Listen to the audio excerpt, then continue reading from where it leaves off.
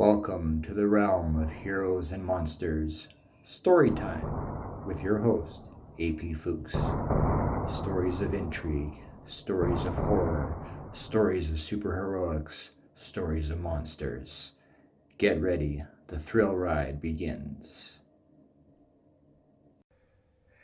Welcome to another episode of The Realm of Heroes and Monsters Storytime with your host, me, AP Fuchs, writer, artist from Winnipeg, Manitoba, Canada. And if you don't know where that is in the globe, that's basically right above North Dakota, smack dab in the middle of North America. So anyway, here we are, episode 4. So I hope you're enjoying the season so far. If you're just joining us, we're diving back into Flash Attack, which was tackled in season 1. And so we're doing flash fiction again. And we're also doing a new segment called Story Before the Story. And it's not like the story behind the story from last season where we talked about where the story that was read came from and the ideas behind it, etc. The story before the story is something special. We're going to go into that segment right away. And you'll see what it's about. And it's more to do with life, the story of life. And that's going to be today's Story Before the Story main theme. So, in the meantime, thanks for tuning in this week. Thanks for joining me for a new episode. And I would like you now to listen to this interesting idea of the story of life.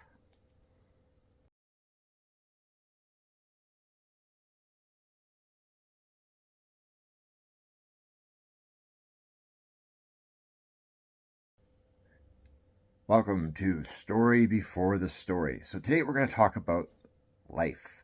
Life being a story, right? This is exemplified in, well, basically, the prime example if you walk into a bookstore is you find memoirs, right? And it's people reflecting back on their lives and they're talking about what happened. And that's great. I mean, it's good that we have life stories like that and we can learn a lot of things from different people through the different things that they went through, and et cetera, et cetera. And even in the comic book medium, I mean, autobio comics are huge. Harvey Pekar, everyone knows him now from American Splendor. His stuff was stories from his life. The story Alec has from Eddie Campbell. Alec was like a fictional sort of alter ego of his, but it was his life stories. Alec Longstreth does it with his Phase 7 comics. John Porcellino does it with King Cat comics. And they're all autobiographical. Julia Wirtz is another one. And that's great that people are telling their life stories through different mediums, right? And even the fiction author is still filtering their life experiences, but through the guise of fiction. So they could be writing about a real circumstance that happened, but you change the names, maybe tweak the situation a little bit. Of course, the dialogue might be a little bit different. Some of it might be spot on. The point is, yeah, they put it in real life through their fiction. But what about this, right? We were talking like the whole point of the story before the story is how do stories apply to our lives? And the truth is, every single day that you wake up, you are experiencing, almost like virtual reality, the story of your life, right? You're in your story. You are walking through your story. And it's interesting that like if you actually, during the day when you're doing your, whether it's your job or stuff around the house or whatever it might be, if you, for a second, step out and actually watch yourself as a character, it's an interesting experience because you're telling yourself a story. Let's just say I'm washing the dishes, I'm putting this special one from grandma in the cupboard, and the idea here is simply this, that stories, like I had started off with this whole thing saying stories are everywhere, stories are in your day-to-day as well. We tell ourselves stories throughout the day. We acknowledge what we're doing throughout the day, whether we're speaking to somebody or we're acting a certain way towards somebody. We're creating this narrative, right? Whether we're consciously creating a story, that's one thing. Like sometimes we make up stuff to kind of get what we want. That's obviously, don't do that, but we do it, right? And what I'm trying to say is that we end up having our own narrative for the day. We do these things as characters in the stories of our lives. And if we stay conscious of that, right? Like the examples given where like Harvey Pekar, for example, being one of them, He paid attention to his daily life. I know John Porcellino does this. He experiences an event in his life and he'll write it down and then later turn it into a comic strip. And he'll even write down like the date and time that this event happened. And that's actually included with the comic strips. And the point is, though, he's recognizing that his life is a story. And it's a story that he's sharing with people. So there's this conscious awareness that he's living out this story, this personal story. And a lot of people, they don't do that, right? We just go through life and do our things, sometimes on autopilot, routine. We go here, we go to work, we come home, we have dinner, we watch TV, we go to bed, right? But then there's other people who are conscious of the fact that they are living out these little mini stories throughout the day. And that's what I want this to hammer home with you is that your life is a story, right? We escape into stories to escape life, but at the same time, our own lives are a story. And what's cool about life in terms of story is that it's basically more or less every single genre possible, right? Like there's romance parts, there's horror parts, there's action parts, there's drama parts, right? There's parts of like very serious nonfiction, and there's even parts of your life that are fiction, like when you're lying to yourself about something or somebody's making you believe something that isn't true. There's adventure, right? There's danger, like you could stumble. There's people who, you go for a walk in the forest and you see a bear far off in the distance. Well, be careful, right? So there's all these different elements, even elements of like the fantastic, like when you witness something that you can't explain, that's like completely off the charts, that's not even like grounded in reality, but yet you experience these, sometimes miraculous events or supernatural perceiving events or that kind of stuff, right? So like life has all the genres. And as we're going through life, if you kind of look at things through that way, as you live your day to day, it's kind of like walking or acting out a movie in a way, right? And that's basically the takeaway here, is that your life is a story. The whole thing is a story. And we see memes about this, like you could write the next chapter, it's all up to you. Next page is a blank page, start fresh, that kind of stuff. And it's true though. You do have the authority, because it's your life, to create your own story throughout the day. You could create your day into any genre you want if you really wanted to, right? So life is a story. And if you're cognizant of the story that's currently happening in your life, whether it's a great story right now or whether it's maybe not so great story at the moment, it helps you deal with it. It helps you cope with it. It helps you enjoy it more, depending if it's going good or bad. And just being aware, being present. And that's what they talk about, in terms of like mental health, right? Like one of the reasons we have anxiety is rooted in fear, right? And what are we afraid of? We're typically afraid of the unknown. And the unknown is tomorrow, the unknown is the day after, the unknown is next week, the unknown is next month. And especially if we have things on the horizon that are maybes, that we're either hoping on or wishing might not come to pass. We're living in the unknown, therefore we are anxious, and therefore we are living in the future. Whereas if you view your life as a story and you walk through your life as a story, well, like any story, you can only go page by page. You can only go sentence by sentence, or in a comic, panel by panel. So if you live in the present, any mental health professional will tell you to be present-minded, to live in the moment, to stay where you are mentally on the timeline. And that will diminish your anxiety, that will diminish your fear, that will diminish your uncertainty, that will diminish your doubt. And so it's a helpful thing that way. So living life as a story is just another way of being present, being mindful. Being mindful. Mindfulness is the term they use. And so I encourage you to do that. Take some time to live your life as if it was a story. Therefore, you are immersed in it. Therefore, you are present. Therefore, the future, leave it in the future. All right? Like you can't get there until you get there on the timeline. So leave it there.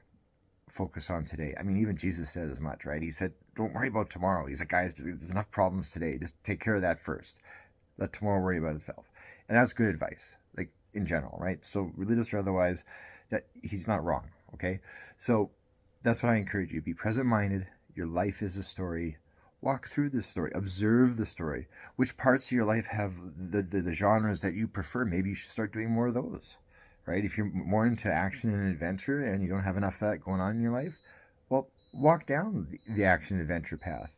If you're lacking in romance, well, prepare your heart, but take a chance and go down that path. If you like thrills and chills, go do some scary stuff, and of course, be safe. But yeah, point is, walk through your life, let it be a story.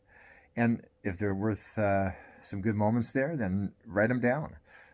Be like John, be like Eddie, and share it with the world, because we all have things to share, and all our lives are stories. And not only that, lastly, our lives, you have a story, I have a story, but if we put our stories, if you line them up side by side as parallel lines, we would find certain aspects that we can connect with each other throughout that, right? So that's a good thing. Relatability, that creates community, that creates help, that creates hope, that creates encouragement. So maybe live your life as a story. And maybe someone else who's living their life as a story too. And next thing you know, you guys might have stuff in common. So then you have something to fall back on. They got something to fall back on you. And you work together and life gets better. So anyway, that's basically story before the story. Be mindful. Live your life. It is a story after all. Make it a good one. Now comes the tale.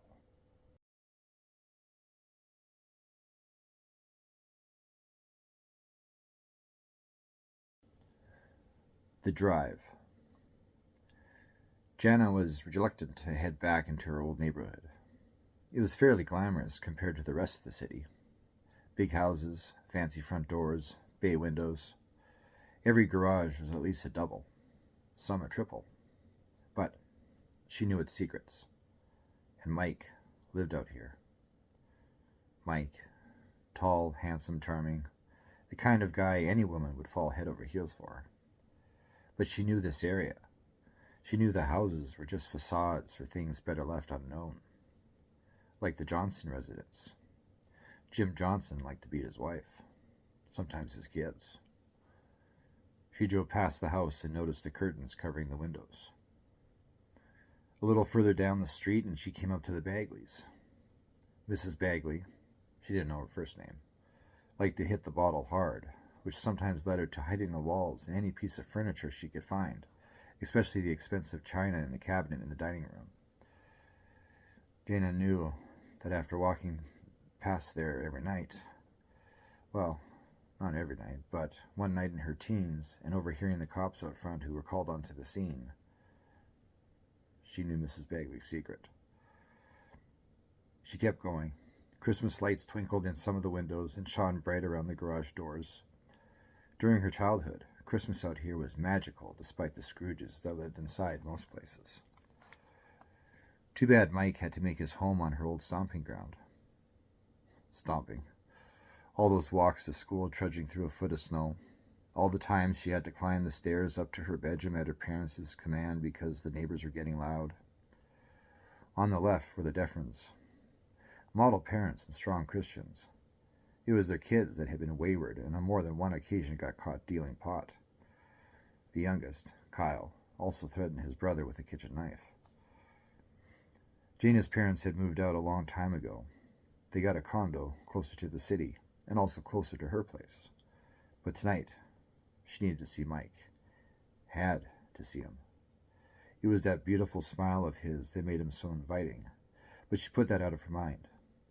She couldn't think about that right now. The thought of the homes she passed were too intrusive. On the right was old Granny Fairchild. Janna wasn't sure if the ancient woman was still alive, but rumor had it the place was haunted. Granny would often tell the kids stories of objects being moved in the middle of the night, like that one time she found the toaster on her sofa instead of in the kitchen where it belonged. Mike's place was coming up. Janna's heart picked up a beat, and she parked on the road a few houses down. She turned the car off and eyed the place. The front room light was on, and she'd caught word from her informant, Mike, would be home tonight. She reached into her purse and pulled out the gun and verified the silencer was in place. This would be an easy hit.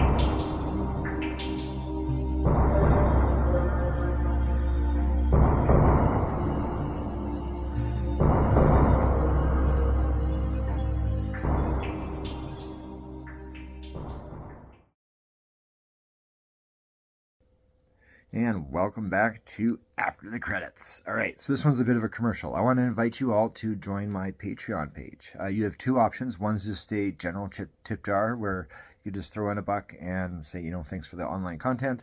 The other one is the actual membership, which is $5 a month, and it gets you access to everything. It is sort of a master repository of all my online activities. So that's all there, plus Patreon exclusive items. So you get special essays just for you. You get serial novels that are airing before people get them for the public. You get special behind the scenes looks at things. You get special videos and all sorts of extra bonuses that go with it. Plus little special things for patrons here and there, special shout outs, special notices, all sorts of stuff. Plus you hear about things first before anybody else as well. So I encourage you to join the Patreon page. It's very simple. It's patreon.com/apfuchs. And already there's like 800 and some odd posts in there, and they're just keep being added. So join us. $5 a month, tons of content, and you're getting it on the regular. So this is a way to support the show, support the YouTube channel, and just to support just the content that's out there that I'm doing my best to bring to you to make you entertained, happy, and amused. So that's the little commercial. Please join me on Patreon, patreon.com/apfuchs. Peace.